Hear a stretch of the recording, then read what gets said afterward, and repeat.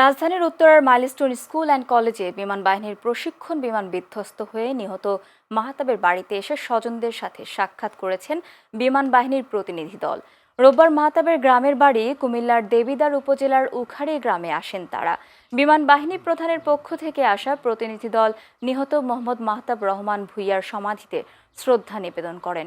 এ সময় উপস্থিত ছিলেন বিমান বাহিনীর উইং কমান্ডার মোহাম্মদ আতিক হাসান, মাহতাবের বাবা মোহাম্মদ মিনহাজুর রহমান ভূঁইয়া সহ অনেকে।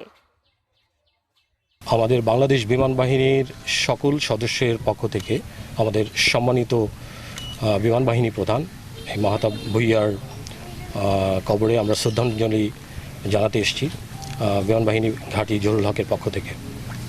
সো আমরা দোয়া করছি, সারা দেশবাসী দোয়া করছে যে আমরা যেন এই শোক থেকে কাটিয়ে উঠতে পারি। আমরা মাহতাব ভূঁইয়ার শোক সন্তপ্ত পরিবারের প্রতি সমবেদনা জানাচ্ছি এবং যারা আহত হয়ে এখনও হাসপাতালে আছেন তারা যেন দ্রুত আরোগ্য লাভ করেন, সেজন্য আমরা দোয়া প্রার্থনা করছি। সারা বাংলাদেশ থেকে মানুষ যেভাবে মাহতাবের নাম ধরে ধরে দোয়া করেছে, আমার কাছে এই কয়েকদিনে যে হাই প্রোফাইলের অনেক মানুষ আমাকে ফোন দিয়ে সান্ত্বনা দিয়েছে। সত্যি আমি সহ আমার পরিবার সবার কাছে কৃতজ্ঞ যে তারা আমার ছেলের জন্য দোয়া করেছে এবং আমি একটাই চাই আমার ছেলে যেন শাহাদাতের মর্যাদা পান। আমি যেন শহীদের বাবা হিসেবে আল্লাহর দরবারে চলে যেতে পারি, সেই প্রার্থনাই করি।